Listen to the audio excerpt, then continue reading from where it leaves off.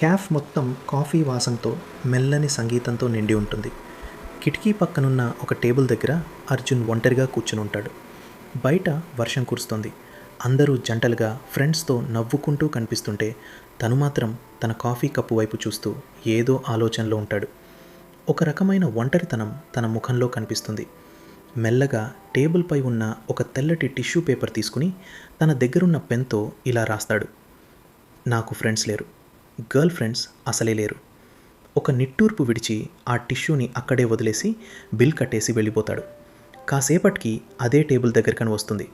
తను చాలా యాక్టివ్గా కలర్ఫుల్ డ్రెస్లో దేవకన్యలా ఉంటుంది. చేతిలో ఒక చిన్న బుక్ పట్టుకుని కూర్చుంటుంది.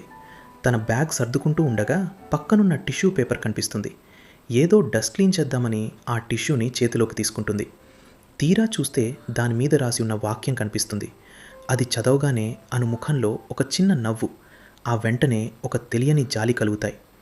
తను చుట్టూ చూస్తుంది, కానీ అక్కడ ఎవరూ ఉండరు.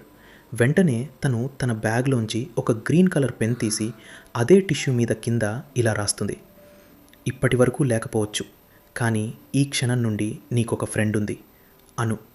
అను ఆ టిష్యూని అక్కడే జాగ్రత్తగా పెట్టి తను కూడా వెళ్ళిపోతుంది. అర్జున్ తన ఫోన్ మర్చిపోయి మళ్ళీ అదే టేబుల్ దగ్గరకు వస్తాడు. ఫోన్ తీసుకుంటూ ఉండగా తను రాసిన టిష్యూ కింద ఏదో కొత్తగా రాసి ఉండడం గమనిస్తాడు. అది చదవగానే అర్జున్ కళ్ళల్లో ఒక మెరుపు, పెదవులపై ఒక పెద్ద నవ్వు కనిపిస్తుంది. మెల్లగా తల ఎత్తి చుట్టూ చూస్తాడు. కేఫ్ బయట వర్షంలో గొడుగు పట్టుకుని వెళ్తున్న అను కనిపిస్తుంది. తను వెనక్కి తిరిగి అర్జున్ వైపు చూసి నవ్వుతూ టాటా చెప్తుంది. అర్జున్కి తను వెతుకుతున్న స్నేహం దొరికిందని అర్థమవుతుంది.